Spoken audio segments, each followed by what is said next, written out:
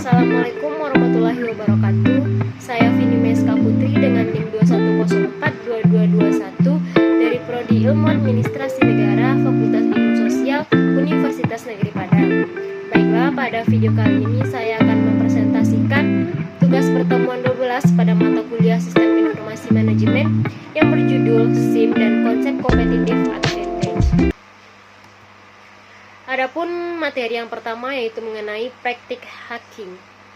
Praktik hacking adalah kegiatan yang melibatkan penggunaan keahlian teknis untuk memahami, memanipulasi, atau menguji keamanan sistem komputer dan jaringan.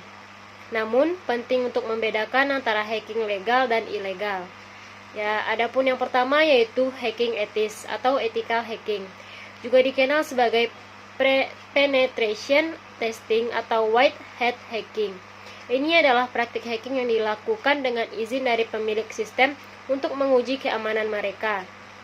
Tujuannya adalah untuk mengidentifikasi kelemahan dan sistem dan memberikan rekomendasi untuk memperbaikinya. Hacking etis dilakukan oleh profesional yang dipekerjakan atau dikontrak oleh organisasi untuk memastikan keamanan sistem mereka. Yang kedua, hacking ilegal. Ini adalah tindakan yang melanggar hukum di banyak yurisdiksi. Hacking ilegal melibatkan akses tanpa izin ke sistem komputer atau jaringan, mencuri data pribadi, merusak sistem, atau melakukan tindakan kriminal lainnya. Hal ini melanggar privasi orang lain, melanggar hukum perlindungan data, dan dapat mengakibatkan tuntutan hukum dan konsekuensi serius. Penting untuk menjaga etika dan mengikuti hukum dalam setiap aktivitas yang berkaitan dengan hacking. Jika kamu tertarik dengan keamanan informasi, disarankan untuk mencari pendidikan dan sertifikasi yang sah seperti CEH untuk memahami prinsip-prinsip dan praktik yang diterima dalam hacking etis.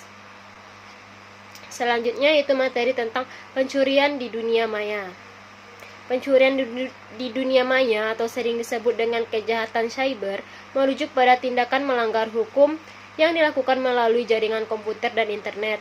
Mencuri di dunia maya mencakup berbagai kegiatan ilegal seperti pencurian identitas, pencurian informasi pribadi, pencurian data bisnis, pencurian data keuangan, serta pencurian properti intelektual.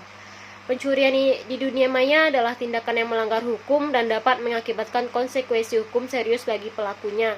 Penting untuk menjaga keamanan dan privasi online seperti menggunakan sandi yang kuat, menghindari dari mengklik tautan atau lampiran yang mencurigakan, dan memperbaharui perangkat lunak keamanan secara teratur.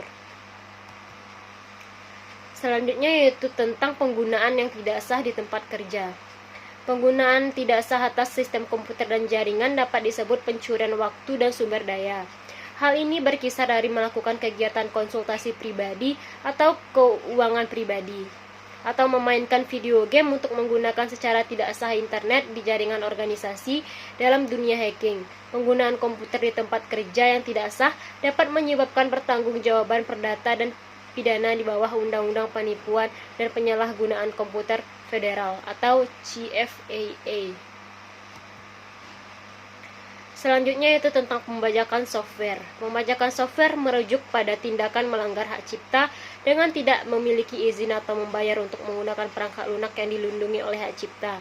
Ini termasuk menyalin, mendistribusikan, atau menggunakan perangkat lunak ilegal tanpa izin dari pemilik hak cipta. Selanjutnya yaitu tentang hal yang perlu dipahami tentang pembajakan software ini. Yang pertama yaitu pelanggaran hak cipta. Pembajakan software melanggar hak eksklusif yang dimiliki oleh pemilik perangkat lunak seperti hak untuk menyalin, mendistribusikan, atau menggunakan perangkat lunak. Yang kedua, kerugian finansial. Pengembangan perangkat lunak itu membutuhkan investasi yang signifikan dalam hal waktu, sumber daya, dan upaya. Yang ketiga, dampak pada industri. Hal ini menghambat inovasi, mengurangi insentif untuk mengembangkan produk baru, dan mengganggu persaingan yang sehat dalam industri perangkat lunak. Dan yang keempat yaitu pelanggaran hukum. Hukum hak cipta dan undang-undang terkait perlindungan kekayaan intelektual memberikan sanksi dan konsekuensi hukum bagi pelaku pembajakan software. Adapun materi selanjutnya yaitu mengenai pelanggaran hak cipta intelektual. Pelanggaran hak cipta intelektual dikenal dengan istilah pembajakan, adalah menggunakan penggunaan suatu materi yang masih dilindungi hak cipta tanpa seizin pencipta atau pemegang haknya.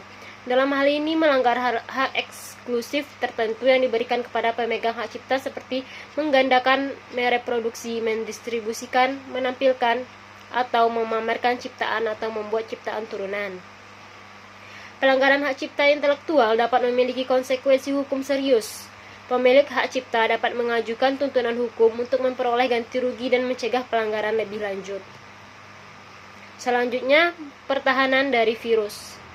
Banyak organisasi yang membangun pertahanan melawan penyebaran virus dengan memusatkan distribusi serta pembaruan software antivirus sebagai tanggung jawab dari Departemen SI mereka. Organisasi lainnya melakukan outsourcing untuk tanggung jawab perlindungan dari virus ke ISP atau organisasi telekomunikasi atau manajemen keamanan. Beberapa cara dalam pertahanan dari virus adalah yang pertama yaitu kode keamanan, kedua pembuatan cadangan file, ketiga pemonitoran keamanan, yang keempat keamanan biometrik, yang kelima pengendalian kegagalan komputer, dan keenam sistem toleransi kegagalan serta pemulihan dari bencana.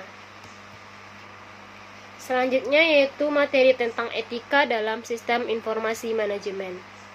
Etika dalam sistem informasi manajemen merujuk pada prinsip-prinsip dan nilai-nilai moral yang mengatur perilaku dan pengelolaan sistem informasi dalam konteks manajemen. Etika dalam SIM melibatkan penerapan standar moral dan praktek yang tepat dalam penggunaan pengembangan dan pengelolaan sistem informasi. Etika dalam SIM penting untuk menjaga kepercayaan, integritas, dan keberlanjutan penggunaan sistem informasi. Dengan menerapkan prinsip-prinsip etika ini, organisasi dapat memastikan bahwa penggunaan dan pengelolaan sistem informasi dilakukan dengan bertanggung jawab dan menghasilkan manfaat positif bagi semua pihak yang terlibat.